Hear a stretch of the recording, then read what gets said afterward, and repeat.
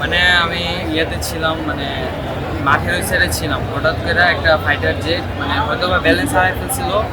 তো ওরা মানে 7 নম্বর ভবন থেকে বাড়ি খায়া সুন্দর মতো যে ইয়েতে যে প্রাইমারি যে ভবনটা বাচ্চাদের ইংলিশ ভার্সন, ওখানে যা বাড়ি গেছে, মানে ওখানে ডাইরেক্ট ওইটার ভিতরে যা পড়ছে। পরে মাঝখান বরাবর গেছে, আমি জানতাম না, পরে অনেকে আসছিল, তো শুনলাম যে 50-60 জনের মতো অনেক মারা গেছে, আর অনেকের বডি মানে অর্ধেক হয়ে গেছিল। আবার একটা বাচ্চার শুনলাম মাথা ব্যথা হয়।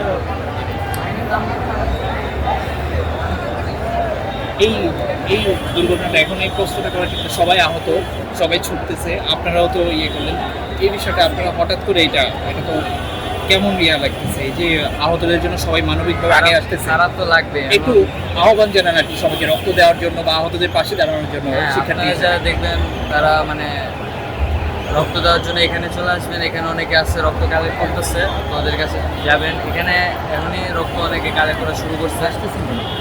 রক্ত আপনারা এখানে যারা রক্ত দিতে চান তারা চলে আসবেন।